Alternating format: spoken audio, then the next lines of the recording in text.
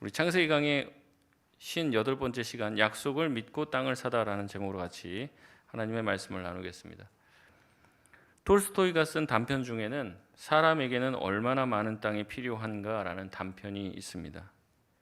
읽어보신 분도 계시겠지만 안 읽어보신 분들을 위해서 내용을 잠깐 요약을 해드리면, 주인공은 파흠이라고 하는 농부입니다. 이 파흠은 땅을 갖고 싶었어요.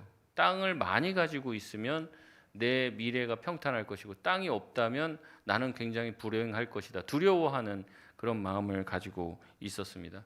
그러나 어느 날 이제 동네 주민들로부터 한 제안을 받게 되는데, 1,000루블만 내면은 내가 아침에 출발해서 저녁에 돌아오기만 하면 돼요. 내가 꽂는 깃발이 꽂힌 모든 땅은 당신에게 주겠다라는 제안을 받습니다. 1,000루블도 큰 돈이지만 그 돈을 내고 그렇게 하고 싶은 마음을 가진 이 파음은 돈을 내고 아침 일찍 차비를 하고 전속력을 향해로 이제 길을 떠납니다. 막 계산을 딱 해요.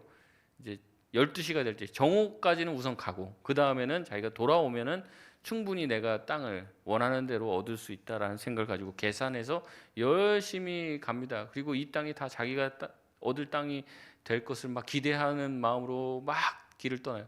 이제 해가 이제 뉘어 질 때가 됐습니다. 이제는 차비를 하고 다시 돌아와야죠. 그러니까 출발선으로 해 질 때까지는 돌아와야지 그 땅이 자기 땅이 되니까. 그래서 돌아오다 보니까 야, 너무 좋은 땅이 보여요. 그러니까 그 땅은 좀 얻어야겠어. 그러니까 좀 길을 돌아오기 시작합니다. 그러니까 이제는 자기에게 시간이 얼마 안 남았는데 아직 그 출발선까지 오지 못한 거예요. 그래서 다시 한번 정말 젖 먹던 힘까지 꺼내서 열심히 달려옵니다. 고지가 눈앞에 보여요. 이제 시간이 얼마 안 남았어요. 사람들이 손짓을 하면서 파음 빨리 와. 네가 여기 도착해야지 그 땅을 얻을 수 있어. 그러니까 파음이 정말 뛰는데 뭐 심장이 튀어나올 것 같은 느낌을 받으면서 자기가 최선의 힘을 뛰면서 그런 생각을 했다고 거기 기록이 돼 있는데, 이제 자기가 죽을 것 같은, 야, 이대로 뛰다가는 내가 죽겠구나라는 생각이 드는데도 그 끝까지 달려야지 자기가 지금까지 갔던 땅을 다 얻을 수 있으니까 죽을 힘을 당해서 끝까지 뜁니다. 그래서 시간이 되기 직전에 그 자기 출발점에 도착하게 돼요. 파음은 소리를 지르면서 야, 드디어 내가 땅을 얻었다라고 외치는 순간 피를 토하고 그 자리에 쓰러져서 죽고 말았습니다. 그래서 그 땅을 1,000루블을 받고 그 땅을 주겠다고 얘기한 사람이, 야, 저 사람 저 농부를 위해서 땅 한 평만 내갖고 거기다 그 사람 파묻어라. 그렇게 하면서 이야기가 끝나요. 그러면서 톨스토이는 이야기의 마지막에 이렇게 얘기합니다. 사람에게 필요한 땅은 결국 땅 한 평, 그것이 전부였다. 자기가 묻힐 땅 하나. 결국 이제 그 사람에게 필요한 건 그거밖에 없었다. 이제 이야기를 통해서 얘기하는 거예요. 사람들은 많은 땅을 얻기를 그렇게 원하지만은 결국 그 사람의 마지막에 그 사람한테 필요한 땅은 얼마였다는 거예요. 한 평이 지나지 않았다는 이야기를 하고 있습니다. 지난주 우리는 함께 나그네에 대한 이야기를 했어요. 성도들의 안정은 우리의 땅과 소유에서 찾지 말고 하나님 안에서 찾아야 된다라는 말씀을 드렸습니다. 우리의 영원한 집은 이 땅에 있는 것이 아니라 하늘에 있다고 말씀을 드렸죠. 그래서 성도들은, 믿음으로 사는 성도는 이 땅에서 나그네요 거류민으로서 살게 된다라고 말씀을 드렸습니다. 그렇게 고백했던 사람이 아브라함입니다. 그런데 그 아브라함이 오늘 본문에서는 땅을 사는 장면이 등장합니다. 땅도 그냥 사지 않고 비싼 값을 주고 땅을 삽니다. 왜 나그네로 살겠다고 하던 사람이 갑자기 비싼 값을 치르고 땅을 사는 것일까요? 오늘 본문의 말씀을 통해서 왜 그가 땅을 샀고 그 땅을 산 것이 어떠한 의미인지 본문을 통해서 살펴보려고 합니다. 오늘 본문의 말씀 10절 말씀 우리 같이 한번 읽어보겠습니다. 시작. 에브론이 해쪽 속 중에 앉아 있더니 그가 해쪽 속 곧 성문에 들어온 모든 자가 듣는 데서 아브라함에게 대답하여 이르되 아멘. 오늘 본문은 이제 지난주의 본문에서 이어져서 이제 땅을 사는 그 일을, 이제 협상을 시작하고 마무리 짓는 모든 과정에 대해서 얘기합니다. 에브론은 아브라함이 사고 싶어하는 막벨라 밭의 주인입니다. 그가 해쪽 속, 그다음에 사람들이 성문으로 들어오는 모든 사람이 듣는 데서 아브라함에게 이 얘기를 했다고 얘기를 합니다. 고대 성문은 어떤 곳이냐면 재판이 이루어지는 것이고 모든 공식적인 계약이 이루어지는 게 성문에서 벌어집니다. 그러니까 그전까지 아브라함이 난 이 땅 사고 싶다 얘기했던 건 사적인 어떤 제안이었어요. 그런데 지금 여기서 에브론이 아브라함에게 제안한 것은 이 땅을 이제 공식적으로 당신에게 넘기겠다는 공식 절차를 밟는 것입니다. 에브론은 이렇게 얘기합니다. 11절 말씀에 보면 내 주여 그리 마시고 내 말을 들으소서. 내가 그 밭을 당신에게 드리고 그 속의 굴도 내가 당신에게 드리되 내가 동족 앞에서 당신에게 드리오니 당신의 죽은 자를 장사하소서라고 나옵니다. 에브론이 지금 이 땅을 어떻게 하겠다는 거예요? 그냥 주겠다는 얘기죠. 공짜로 그냥 주겠다는 거예요. 네가 마음대로 쓰라고 얘기를 하는 것이죠. 얼핏 보면 에브론은 굉장히 인심 좋은 사람처럼 보입니다. 자기 옆에 있었던 아브라함이 죽어서 그 아내를 장사할 곳이 없으니 이 밭 그냥 당신 써라 이렇게 무상 임대를 하는 것처럼 보입니다. 그러나 그것은 그 당시에 거래를 위한 화법입니다. 제가 인터넷이나 이런 것들 보면 그런 얘기들이 있다고 충청도식 화법 이런 게 있더라고요. 그래서 이 길 지나가다가 이제 보면 먹음직스러운 뭐 과일이 있어요. 이거 뭐 얼마예요? 그러니까 얼마인 것 같아요. 뭐 그러니까 이제 뭐 이거 뭐 수박 하나 한 10,000원 합니까? 10,000원 주면 돼요? 이렇게 얘기하면 냅둬요. 그냥 갖다 버리게 뭐 이제. 근데 그게 갖다 버린다는 얘기가 아니죠. 그 값을 안 받겠다는 얘기죠. 그래서 15,000원이면 돼요.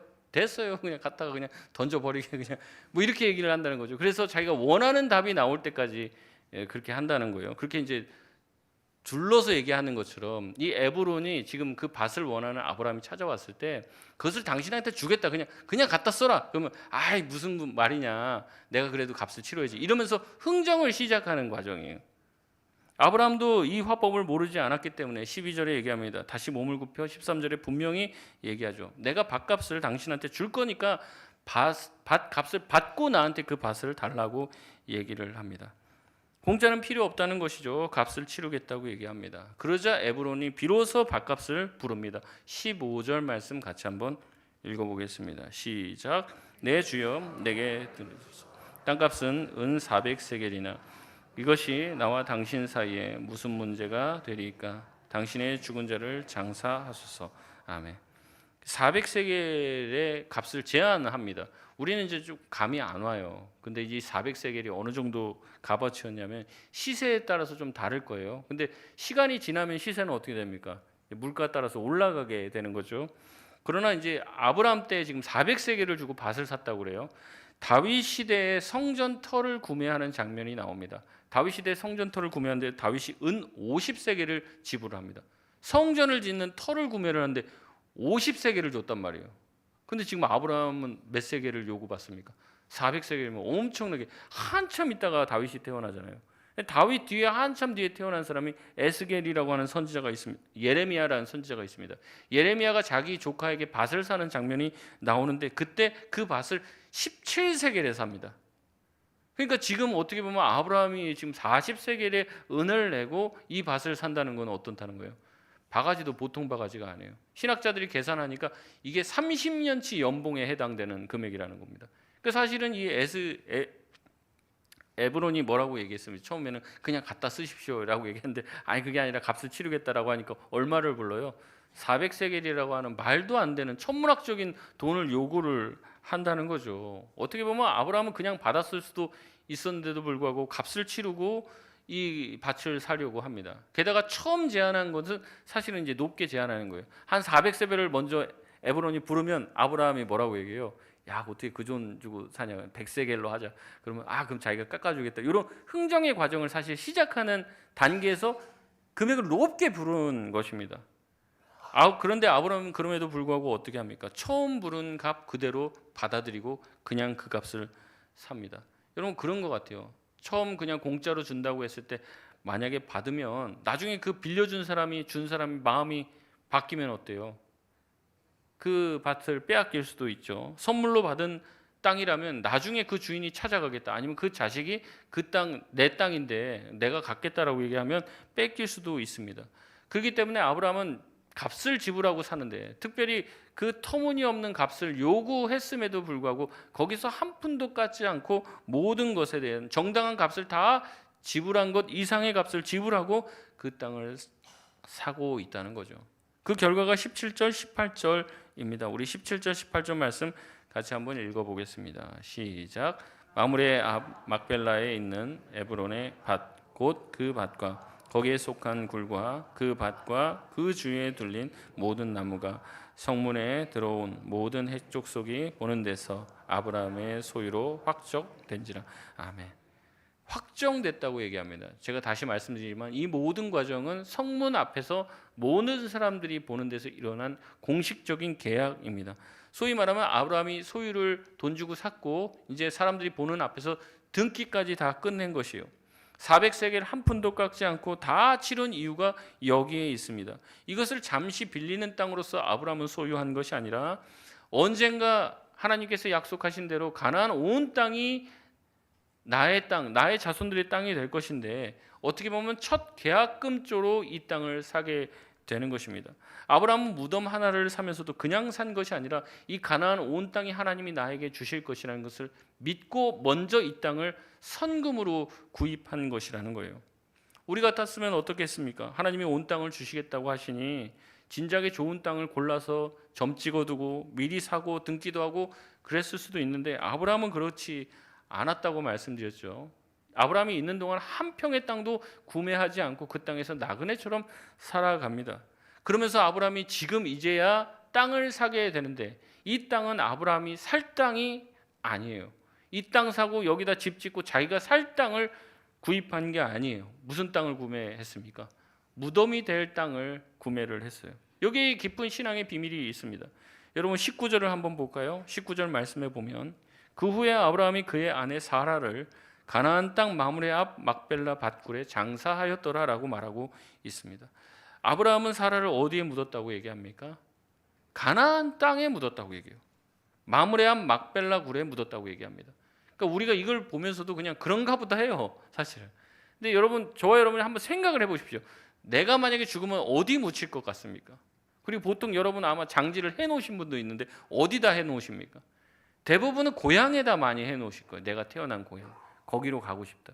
그래서 심지어 이제 뭐 외국에서 이제 교포 생활하다가 돌아가신 분들 어디다 자기 화장하고 나면 어떻게 해달라고 그래요? 꼭 대한민국에 내 고향에다가 뭐 뿌려달라고 하든지 아니면 거기다 갖다 달라고 그런 얘기를 하잖아요. 만약에 여러분이 고향에다가 여러분의 그 유고를 두지 않으실 거면 아마 그러실 겁니다. 자녀들이 자주 찾아볼 수 있을 법한 곳에다가 아마 여러분 장지를 쓰시게 되실 거예요. 대부분 이 두 가지입니다. 자기 고향에다가 하거나 자기 자손들이 다 찾아올 수 있을 법한 곳에다가 두지 전혀 연고도 없는 뚱딴지 같은 곳에다가 장지를 마련해 두지 않을 것이에요. 여러분 사라와 아브라함의 고향은 어디였습니까? 갈대아 우루 하란이었을 것입니다. 그러면 이 사라가 죽었을 때 어디에다가 먼저 매장해야 되겠다고 생각을 하겠습니까? 하란 땅이나 아니면 갈대아 우루 그쪽 지역에다가 매장을 하려고 생각할 수가 있는 것이죠. 우리가 떠나온 곳 우리의 원래 고향 땅에다가 장지를 쓸 수도 있습니다. 그러나 아브라함은 그렇게 하지 않습니다. 아브라함과 사라는 아직 자기의 것들이 아니지만 이 가나안 땅이 하나님이 자신들에게 줄 땅임을 믿고 어디다 장지를 쓰고 있는 거예요. 자기네들이 지금 나그네로 있는 아무 연고도 없는 아무도 자기 친척들이나 누구도 거주하지 않는 땅인 이 가나안 땅에다가 자기의 장지를 정하고 있습니다. 여러분 이것이 무엇을 의미할까요? 아브라함의 마음에서 한 고백이 이것입니다. 우리는 돌아가지 않을 것이다. 고향으로 돌아가지 않을 것이에요. 우리 자녀들과 자손들이 살 곳은 바로 가나안 땅이라는 믿음으로 여기에다가 장지를 산 것이라는 겁니다. 여러분 우리가 이 본문을 읽으면서도 굉장히 의아한 것은 뭐냐면 이 창세기 23장에서 20절 넘게 이렇게 어떻게 보면은 사라가 죽고 사라의 장지 사는 게 뭐가 그렇게 대수로운 일입니까? 이건 별것도 아닌 일 가지고 굉장히 긴 장문의 이 구절을 우리한테 얘기하고 있는 거예요. 무슨 얘기를 하고 싶은 게 있기 때문에 그런 것이죠. 아브라함이 지금 사라가 죽었을 때 그 장지를 자기 가족묘를 사는데 아무 연고도 없는 가나안 땅에 샀다는 거예요. 왜냐? 자식들이 잘 찾아올 수 있는 것, 그리고 우리 자식들이 영원히 거주할 터전이 될 것임을 믿음으로 고백하며 그 땅을 샀다는 거죠. 그렇기 때문에 보이지 않는 약속 위에 세운 하나님의 언약 가운데 세운 자신의 믿음의 말뚝을 바로 이 가나안 땅에다가 세우게 된 것입니다. 실제로 이 막벨라 굴은 추후에 어떻게 됩니까? 아브라함도 나중에 죽으면 여기에 묻히고요. 아들 이삭과 며느리 리브가도 여기에 묻히게 됩니다. 나중에 이 야곱의 아내인 레아가 먼저 묻히고 야곱 또한 자기가 죽으면 이곳에 묻어달라고 부탁을 합니다. 창세기 49장 29절에서 32절 말씀을 좀 축약해서 말씀드리면 이렇게 얘기해요. 야곱이 얘기하는 거예요. 나를 막벨라 굴에 장사하라. 거기 아브라함과 사라가 있고 이삭과 리브가가 있고 내가 레아를 거기 장사하였노라 라고 얘기하면서 자기가 돌아가야 될 본향이 어디라는 거예요. 가나안 땅 막벨라 굴이라고 얘기하는 거예요. 지금 이 창세기 49장에서 야곱이 말하고 있었던 이 대화를 나누고 있었던 곳은 어디냐면 애굽이에요. 애굽. 이집트란 말이에요. 근데도 항상 생각은 어디가 있는 거예요? 하나님이 우리를 가나안 땅에 심으실 것이고 우리의 자손들과 민족들을 가나안 땅에 정착하게 해 주실 것이라는 믿음을 가지고 자기의 유고를 거기다가 묻으라고 얘기하는 거예요. 여러분 한번 상상을 해 보십시오. 믿음의 조상이 대를 이어 약속의 땅을 바라보며 한 무덤에 누웠습니다. 그렇기 때문에 이것은 단순한 가족묘가 아닙니다. 아브라함이 산 그 땅은 단순히 그냥 주변에 있는 땅 하나 사갖고 무덤으로 만든 것이 아닙니다. 하나님이 자신에게 이 땅을 자기와 자기 자손에게 줄 소망을 품고 믿음을 가지고 산 믿음의 무덤인 줄 믿습니다. 언젠가가 될지는 몰라요. 하지만 아브라함에게 그 땅을 주시겠다 하신 하나님의 약속을 믿기에 육신적인 가나안 땅, 육신적인 자기의 고향인 갈대아 우르 하란 이것을 포기합니다. 그리고 약속의 땅에다가 묘지를 쓰는 거예요. 아무 연고도 없고 누군가가 내 자손들이나 자식들이 찾아올 법하지도 않는 곳에다가 묘를 쓴다는 거죠. 그러면서 가나안 땅이 결국 나와 나 자손에게 내 자손에게 주겠다고 하신 하나님의 언약이 이루어질 땅임을 믿음으로 고백했다는 거죠. 여러분 이와 유사한 장면이 예레미야 32장에도 나옵니다. 하나님께서 예레미야에게 말씀하세요. 유다 땅을 내가 완전히 다 진멸할 것이다. 유다는 다 멸망하게 될 것이다 얘기를 해요. 그래서 예레미야도 멸망을 예언합니다. 근데 하나님이 뭐라고 또 얘기하시냐면 마지막에 내가 멸망할 것이지만 유다를 다시 어떻게 한다는 거예요. 회복시켜 주시겠다 약속을 해주십니다. 다시 유다가 지금은 멸망을 당하지만 다시 회복이 될 거야. 그러니 너는 가서 네 사촌에게 가서 밭을 사라. 여러분 이게 참 그런 거죠. 이 나라가 멸망할 거예요. 만약에 그럼 밭을 사겠습니까? 멸망할 때는 다 휴지 조각이 될 텐데. 아니 그걸 내가 다 알고 있어요. 이 나라가 멸망해서 없어질 거라는 걸 내가 알고 있어요. 그럼 밭을 사겠냐고요. 그게 인정받지도 못할 것인데. 근데 하나님께서는 어떻게 하는 거예요? 멸망당하지만 다시 회복시킬 것이다. 만약에 회복시킬 것이라는 하나님의 약속을 믿는다면 예레미야는 어떻게 합니까? 하나님의 말씀대로 밭을 사겠죠. 지금은 앞으로는 멸망당하겠지만 다시 회복될 때 내 주장을 할 수 있으니까. 그래서 이 예레미야가 믿음으로 자기 조카의 땅을 산단 말이죠. 여러분 이 비밀을 가장 분명하게 풀어주는 말씀이 히브리서 11장에 있습니다. 히브리서 11장 13절에서 16절까지 말씀 우리 같이 한번 읽어보겠습니다. 시작. 이 사람들은 다 믿음을 따라 죽었으며 약속을 받지 못하였으되 그것들을 멀리서 보고 환영하며 또 땅에서는 외국인과 나그네임을 증언하였으니 그들이 이같이 말하는 것은 자기들이 본향 찾는 자임을 나타냄이라. 그들이 나온 바 본향을 생각하였더라면 돌아갈 기회가 있었으려니와 그들이 이제는 더 나은 본향을 사모하니 곧 하늘에 있는 것이라. 그러므로 하나님이 그들의 하나님이라 일컬음 받으심을 부끄러워하지 아니하시고 그들을 위하여 한 성을 예비하셨느니라. 아멘. 여러분 아브라함은 약속을 받았어요. 그러나 약속을 받지 못했습니다. 이게 참 희한합니다. 약속을 받았는데 약속이 실제로 이루어지는 것을 자기는 자기 살아생전에 경험하지 못합니다. 그래서 어떻게 합니까? 무덤 하나만 가지고 죽어요. 그리고 오늘 이 히브리서 말씀에 의하면 약속이 올 것을 멀리서 보고 환영했다 이렇게 얘기합니다. 그러니까 올 것을 보고 환영했다는 거예요. 그것을 실제로 자기가 경험해 보지 못했지만 그렇게 될 것임을 믿었다는 거죠. 그는 돌아갈 수 있었습니다. 자기의 고향 땅으로 충분히 돌아갈 수도 있었죠. 그러나 돌아가지 않았습니다. 왜냐하면 그가 정말로 가고 싶은 것은 더 나은 본향이에요. 더 나은 본향. 갈대아 우르가 아니라 자기가 갈 더 나은 본향. 가나안 땅을 먼저는 1차적으로 얘기하는 거죠. 그러나 가나안 땅을 더 넘어서 결국에 자기가 가려고 하는 것은 무엇입니까? 최후의 우리의 고향이 본향이 된 하늘나라인 거죠. 그래서 더 나은 본향 곧 하늘에 있는 것을 사모했다라고 히브리서에 기록하고 있습니다. 아브라함이 산 무덤은 단순히 아브라함이 산 가족 묘이기도 하지만 더 큰 무덤을 예표하고 있습니다.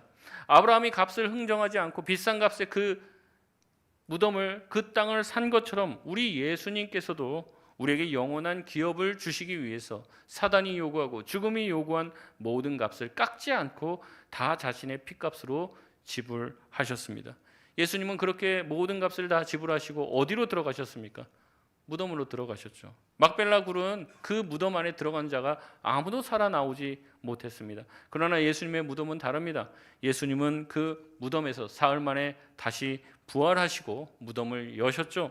예수님은 그렇게 부활하셔서 부활의 첫 열매가 되셨다라고 기록하고 있고, 예수님은 부활의 보증이 되신다라고 얘기를 합니다. 그러니까 막벨라굴을 산 것이 선금이 되는 것이고 보증이 되는 거예요. 막벨라굴을 믿음으로 산 것이 아브라함이 앞으로 이 가나안 땅 전체가 우리 가족에게 줄, 우리 가문에게 줄 하나님의 땅이다라고 믿음으로 선포하며 그 땅을 산 것처럼, 예수님의 부활 또한 우리의 보증이 되어서 예수님께서 부활하셨다는 것을 믿는 사람들은 나중에 그 예수님이 부활하신 것처럼 저와 여러분도 부활하게 될 것이고 주님과 함께 낙원에, 주님과 함께 하나님의 나라에 들어가게 되는 줄로 믿습니다. 그래서 막벨라굴을 통해 가나안 전체를 받을 소망을 품었던 것처럼 우리도 예수님의 빈 무덤을 붙들고 나아갈 때 우리 또한 부활과 천국 소망을 누리며 살 수 있게 되는 것이죠. 그렇기 때문에 우리가 이 믿음을 가지고 있다면, 이 내세와 최후 심판에 대해서 우리가 믿고 있다면, 우리가 가지고 있는 것들로 약속의 땅을 미리 우리 삶에 사는 것이 필요하다는 겁니다. 믿음으로 약속의 땅을 사라고 얘기하니까 어디 쭉 보고 사고 싶은 땅 딱 잡아갖고 믿습니다, 이 땅을 살 줄 믿습니다, 그 말씀 드리는 게 아니죠. 아브라함이 무덤 하나를 사면서 가나안 온 땅이 주어질 것을 믿음으로 바라봤다시 우리가 가지고 있는 것을 들여서 영원한 본향을 사라고 말씀하고 있는 것이죠. 그래서 우리가 믿음의 본향을 사는 것을 어떻게 할 수 있는가, 오늘 세 가지로 좀 말씀을 드리려고 합니다. 첫 번째는 내 이름을 하늘나라에 등기해야 합니다. 등기는 자꾸 이 나라, 이 땅, 또 이 건물에다가 하는 것이 아니에요. 우리는 거기에 내 건물 하나 사갖고 내 이름, 주인 누구, 소유주 누구, 거기 이름 등기하는 거 그거 좋아하는데, 그 땅의 주인이 되기를 우리는 원하는데, 주님은 제자들에게 이렇게 말씀하셨습니다. 누가복음 10장 20절 말씀 같이 한번 읽어보겠습니다. 시작. 그러나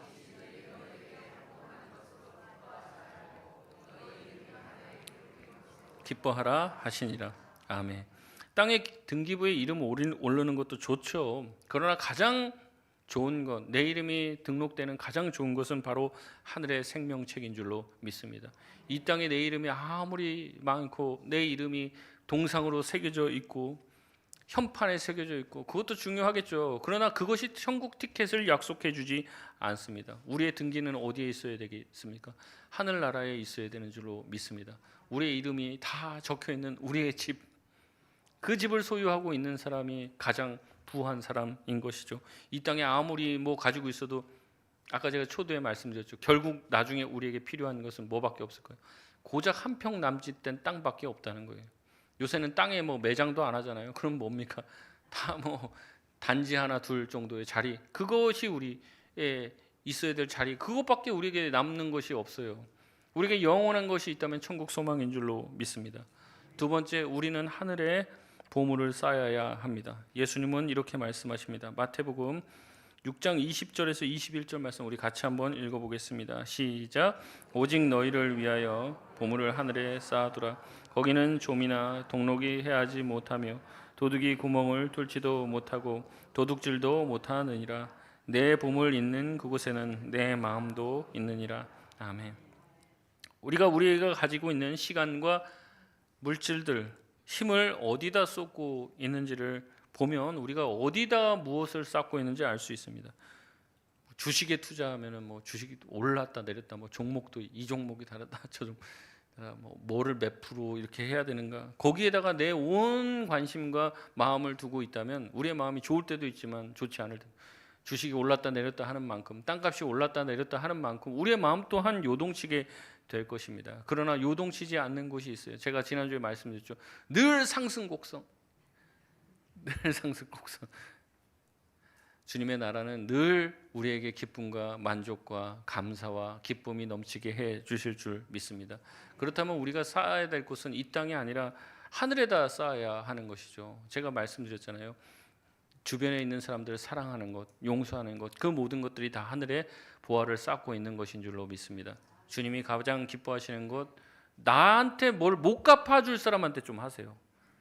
그러니까 내가 이거를 하면은 저 사람 나한테 갚아줄 것 같은 것 기대하면서 저 사람한테 잘해주는 거는 다 할 수 있어요. 근데 내가 해주면 저 사람이 나한테 못 갚아줘요. 그 사람한테 해주는 게 제일 잘하는 것이죠. 예수님도 말씀을 하셨습니다. 너희 중에 가장 작은 자한테 한 것이 바로 나에게 한 것이다. 우리가 하늘에다 쌓고 예수님한테 잘하고 싶다면 어떤 사람한테 하라는 겁니까? 우리 주변에 가장 가난한 사람들, 연약한 사람들, 힘든 사람들, 어려운 사람들에게 베푸는 것이 하늘에서 기억하는 것이라고 얘기를 하고 있죠. 근데 그렇지 않고 결국에 나한테 잘해줄 내 자식들, 내 친구들, 내 주변에 있는 사람들에게만 잘한다면 아무 소용이 없다는 거예요. 그래 잘한다. 그리고 너희들이 이 땅에서 박수 받고 나중에 하늘에서 받을 것은 아무것도 없다. 그렇게 말씀하시지 않습니까? 내세를 믿고 영원한 심판을 믿는다면 이 땅의 것으로 하늘에 쌓을 수 있는 자들 다 되시는 저와 여러분 되시길 바랍니다. 마지막 세 번째는 가끔은 우리를 죽음 앞에 세워야 한다는 것입니다. 우리는 늘 잊고 삽니다. 우리 모두는 다 죽습니다. 반드시 죽어요. 또 언젠가 우리는 사랑하는 사람을 묻게 됩니다. 부모를 묻으실 수도 있고요. 이미 묻으신 분도 계실 겁니다. 우리의 배우자를 묻게 될 겁니다. 어쩌면 자식을 먼저 묻게 될 수도 있습니다. 그리고 언젠가 우리도 한평 남짓한 곳을 차지하고 눕게 될 것입니다. 여러분 그때가 되면 뭐가 정말로 가치가 있는 것일까요? 뭘 후회하게 될까요? 뭘 감사하고 뭘 소망하게 될까요? 우리의 부모를 누이면서 절망하고 통곡하면서 내가 왜 그때 그렇게 못했을까 원망하실 겁니까? 절망하실 겁니까? 여러분 우리 부모님들을 묻으면서 우리가 소망할 수 있는 마음을 가질 수 있는 것은 우리가 같은 믿음을 갖게 되는 것이죠. 그리고 우리가 효도하는 것이죠. 그래서 우리가 후회가 남지 않도록, 물론 열심히 해도 후회는 남겠지만 후회하지 않는 삶을 사는 것 아닙니까? 그러면 내가 오늘 어떻게 해야 될지가 분명해져요. 근데 우리는 다음에 잘하지 뭐, 내일 잘하지, 내년부터 좀 내 형편이 나아지면 그때 잘해야지 생각을 하면서 우리의 시간들을 허송세월할 때가 얼마나 많이 있습니까? 우리 주변에 있는 사람들 영원히 있지 않습니다. 언젠가 무슨 일이 일어날지 모른다는 거죠. 우리가 정말 부활을 믿고 있다면 죽음 또한 믿어야 하는 것이죠. 죽게 되었을 때 우리가 뭘 제일 많이 후회하겠습니까? 뭘 제일 많이 안타까워하겠습니까? 우리가 그것을 기억한다면 우리가 죽음 앞에 우리가 뭘 절망하고 또한 소망을 품게 되는 날이 되게끔 우리 삶을 재정비하게 된다는 것이죠. 믿음의 사람에게 무덤은 끝일까요? 그렇지 않죠. 영원한 삶으로 들어가는 문이 될 것입니다. 그러나 믿음이 없는 사람의 장래는 다르죠. 죽음이 있고 실망과 좌절이 있고 절망밖에 없습니다. 다시는 만나지 못할 것이라는 절망 가운데 원망하게 될 것 아닙니까? 그럼에도 불구하고 아브라함이 사라를 믿음 가운데서 약속의 땅에 묻은 것은 나중에 다시 볼 부활을 기대했기 때문에 주님이 우리를 부활하게 하셔서 영원한 안식과 낙원에 우리를 인도하실 것이라는 것을 믿었기 때문에 잠시 우리는 헤어질 뿐이다. 다시 우리는 만나게 될 것이다. 라는 믿음을 가지고 그런 믿음으로 하나가 된다면 우리의 가족들, 우리 사랑하는 모든 사람들도 우리의 장례식에 웃을 수 있게 되는 것이고 절망과 슬픔 가운데서도 이겨낼 수 있는 힘을 얻게 될 줄로 믿습니다. 그래서 소망이 있는 사람들, 부활의 믿음이 있는 사람들의 장례는 세상 사람들의 장례와 다릅니다. 바라기는 우리 모든 성도들이 앞으로 맞이하게 될 장례들, 그리고 나의 장례가 바로 믿음과 소망의 장례가 되시길 바랍니다. 우리 자녀들에게 물려줄 가장 큰 유산이 무엇일까요? 이 땅의 등기부 등본 한 장입니까? 여러분 그렇지 않길 바랍니다. 여러분이 이 땅에 살아가면서 하는 모든 결정이 자녀들에게 설교가 된다는 것을 기억해 주세요. 여러분이 어떤 선택을 하면서 살아가는지가 자녀들에게 정말 아빠는 엄마는 하나님을 믿는 사람이구나, 그 말로 되는 게 아니에요. 그냥 교회 가라 그게 아니라 어떤 결정을 하고 어떤 식으로 여러분이 사는지가 우리 아빠 우리 엄마 정말 하나님 믿는 사람이구나, 이거를 보여줄 수 있는 것이죠. 여러분, 우리가 가지고 있는 땅, 건물 죽으면 다 내 것 되는 것 아닙니다. 남에게 다 넘어가는 거죠. 영원한 것은 이 땅에 없습니다. 그러나 믿음은 대를 흘러 이어질 수 있습니다. 우리의 삶이, 죽음이 소망을 증거할 수 있길 바랍니다. 우리 자녀들에게 무엇을 전할 수 있게 될지 여러분 마음 가운데 믿고 진지하게 생각하며 오늘도 우리의 삶에 주신 모든 것들로 믿음의 막벨라구를 살 수 있는 저와 여러분 되시길 바랍니다. 말씀을 맺겠습니다. 톨스토이는 사람에게는 얼마나 많은 땅이 필요한가라는 책에서 사람들은 끝도 없이 땅을 추구하다 결국에 죽게 되고 결국에 한쯤에 죄로 돌아오게 된다는 것을 우리에게 말하고 있습니다. 인생이 허무하다는 것이죠. 아브라함도 무덤을 삽니다. 그러나 세상 사람들과 같이 땅을 사는 것은 아닙니다. 그가 산 땅은 소망의 땅입니다. 믿음의 땅이고 그것을 통해서 대대의 자기 자손에게 증거하는 거예요. 내가 그 땅 왜 산 줄 아냐? 이 땅을 하나님께서 우리에게 주실 것이라는 것을 내가 믿음으로 이 땅을 샀다. 그리고 그 믿음이 대대에 흘러가는 것이죠. 우리도 그렇게 믿음의 막벨라구를 사야 할 줄 믿습니다. 예비된 본향을 기억하며 약속을 믿고 하늘에 쌓는 삶 되시길 바랍니다. 믿음의 조상들처럼 멀리서 그 약속을 바라보며 환영하며 이 땅의 나그네로 살아도 충분하다. 나는 하늘나라에 심고 보이지 않지만 하나님께서 살아계심을 믿고 주님을 위해서 살겠다라고 살아갈 수 있는 저와 여러분 다 되시길 주님의 이름으로 축원드립니다. 우리 시간 찬양하고 기도하겠습니다.